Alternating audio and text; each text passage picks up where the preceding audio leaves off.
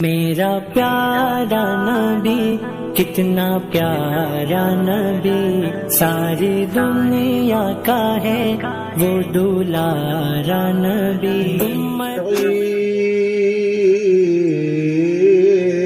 इला रब्बिक रादियतन मर्दिया।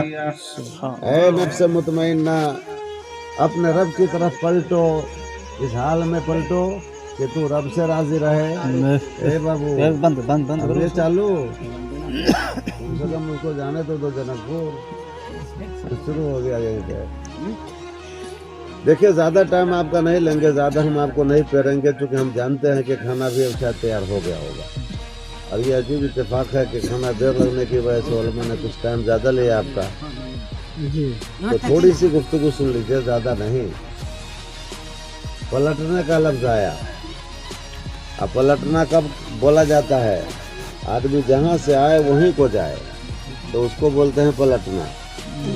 जैसे हम जनकपुर से आए फिर वहीं जाएंगे तो इसका नाम पलटना होगा, है ना ऑपरेटर साहब? लेकिन अब हम जनकपुर से आए हैं, यहाँ से फिर हम कल सधारा जाएं तो उस जाने को पलटना बोला जाएगा? नहीं, जहाँ से आए वहीं जाए तो इसको बोलते हैं पलटना। तो कुरान ने कहा पलटो, इसका मतलब हुआ कि हम जहाँ से आए हैं वहीं हमको जाना है। जहाँ से आए हैं वहीं हमको जाना है। और आए हैं कहाँ से? फिर सवाल होगा आए हैं कहाँ से? कौन गांव से? उस गांव का नाम है आलम अरवाह। गांव का नाम क्या है? आलम अरवाह। वहाँ ये जिस्म न था, ये शरीर नहीं था, ये हाथ पांव, ये कान, ये बदन कुछ न था, खाली हमारी और आपकी आत्माएं थी, रूहें थी, सिर्फ रूहें थी। और उन रूहों की दुनिया से हम सफर करके चले तो हमारी मंजिल बदलती गई। जैसे एक मुसाफिर सफर करता है, काठमांडू जाना हो तो एक मंजिल आपका क्या हो, आपकी कौन सी होती है? जनकपुर हो जाती है। फिर उसके बाद आप गाड़ी में बैठते हैं तो गौशाला हो, कलंकी हो या और कोई हो, वो दूसरी मंजिल हो गई। फिर उसके बाद आप छोटी गाड़ी पकड़ते हैं, जहाँ जाना है वहाँ जाते हैं, वो तीसरी मंजिल हो गई। हमारी आपकी जो रूहानी, हमारी आपकी रूहों का जो सफ़र हुआ, तो पहली मंजिल बाप की पीठ, दूसरी मंजिल माँ का शिकम। कितना दिन कम से कम वहाँ रहे हम? जल्दी बोलिएगा। कम से कम मतलब कमो बेश, कोई 9, कोई 8.5, कोई पूरे 8, कोई 9, 9.5, एक मंजिल वो तीसरी मंजिल। और उसके बाद हम आए इस दुनिया में, इस रंगोबू में आए, इस खाकदाने गिद्दी पर आए। यही वजह है कि बच्चा पैदा होता है तो रो रहा होता है। बोलिए, रोता है तो पैदा होता है कि हंसता पैदा होता है? रो रहा होता है।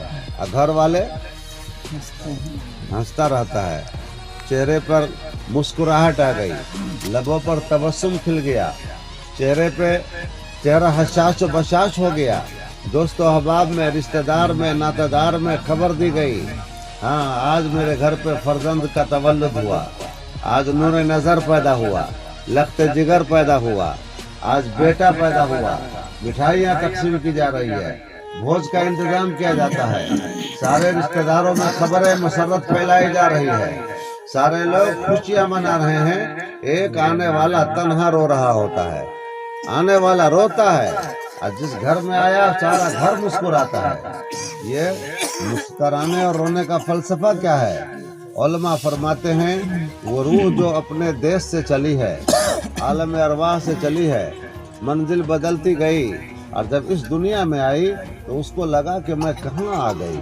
यहाँ तो कोई मेरी जान पहचान का नहीं है, कोई मेरा जानने सुनने वाला नहीं है। जैसे एक आदमी यहाँ से कलकत्ता चला जाए, कोई पहचान वाला नहीं हो तो उसका मुंह लटका रहेगा कि नहीं लटका रहेगा? लेकिन अगर पहले से कुछ पहचान वाले मौजूद हो तो जाहिर बात है कि वो पहचान वाले इसको देख के खुश होंगे। ए क्या करता है चुपना, उसको उठा के दे दीजिए उनके घर वालों के पास। यही सब डिस्टर्ब हो जाता है, सिलसिला रुक जाता है। दो ना उस बच्चे की माँ के पास, दो ना उसको।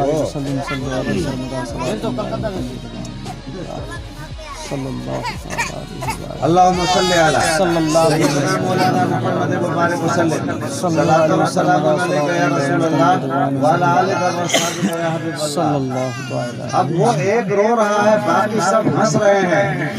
हंसते हैं क्यों? अच्छा, फिर जाने का टाइम आया।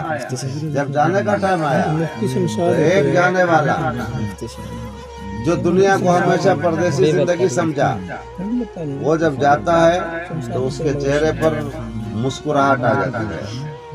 नेक लोग जब दुनिया से जाते हैं उसके चेहरे पर चमक आ जाती है, लबों पर मुस्कुराहट भी आ जाती है।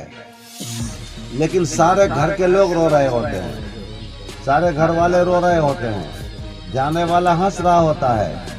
अब ये जाने आने का फलसफा आपके दिमाग में मैंने डाला इस बात को समझाने के लिए कि बिल्कुल इसी तरह समझिए जैसे कि एक आदमी कतर गया, एयरपोर्ट पहुंचा, एयरपोर्ट पे उतरा, वहाँ जो पहले साथी मौजूद हैं वो सारे के सारे आए, अब बड़े मुस्कुरा करके इस्तकबाल किया। अच्छा, मेरे गांव से आया है, मेरा भतीजा आया है, मेरा भांजा आया है, मेरा चचेरा भाई आया है, मेरे गांव से आया है। जितने आएंगे उसको लेने के लिए सब मुस्कुरा रहे होंगे। क्यों?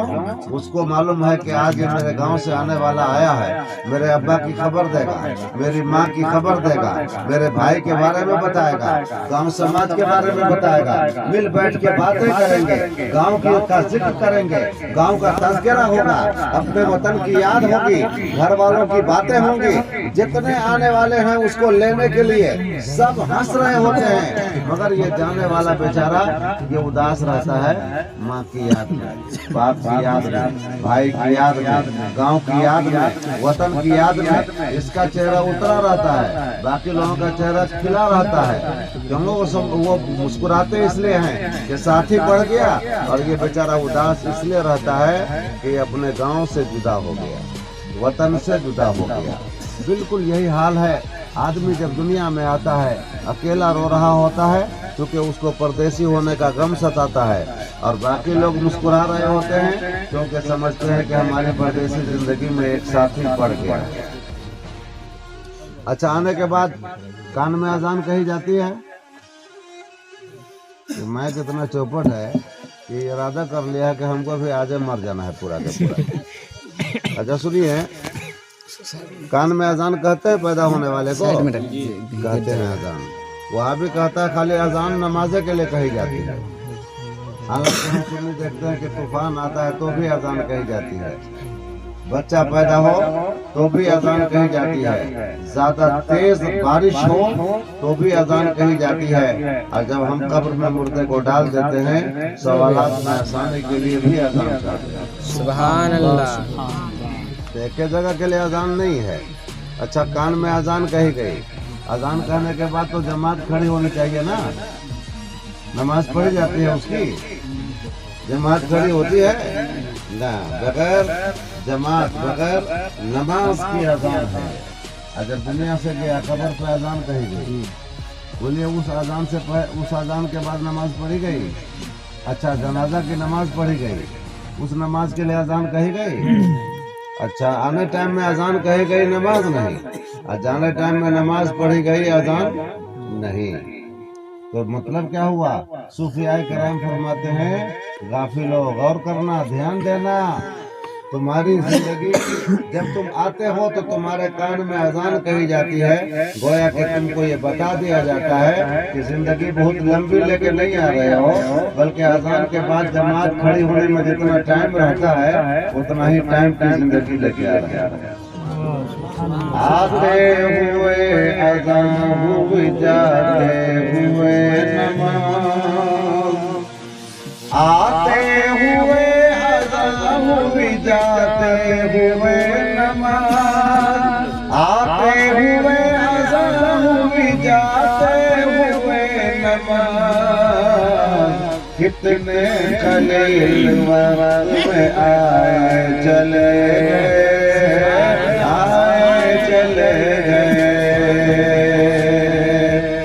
थोड़ा वक्त लेकर के इंसान आता है, बुरा इंसान सोचता है कि थोड़ा 10 साल और जी लेंगे तब दाढ़ी रखेंगे, जवान सोचता है कि अभी तो पूरी जवानी हमारी बाकी है, बुढ़ापे में कदम रखेंगे तो नमाज शुरू करेंगे। सच बोलना शुरू करेंगे, झूठ से परहेज करेंगे, नेक राह चलेंगे। मगर याद रखिए, कभी कभी ऐसा होता है, बाग में देखे होंगे आप कि टिकोला गिर जाता है, पका हुआ आम रह जाता है। देखे ऐसा कभी? तो मत सोचिए कि हम जवान है तो हम न मरेंगे, जब तक बुढ़ा नहीं होंगे मरेंगे ही नहीं, ऐसा मत सोचिए। दोस्तान मोहतरम, जब मौत की महफिल में बैठिए तो मौत का तस्वुर कीजिए, मौत को याद कीजिए। जैसे ज्यादा से ज्यादा मौत को आप याद करेंगे, अल्लाह ताला आपके दिल में जितना ज्यादा मौत का खौफ अता फरमाएगा, हमारे कदम उसी कदर राह पे आ जाएगा। आदमी गुनाह क्यों करता है? उसको मौत का ख्याल नहीं। आदमी को गुनाह करने की हिम्मत इसलिए होती है कि उसको मौत का ख्याल है।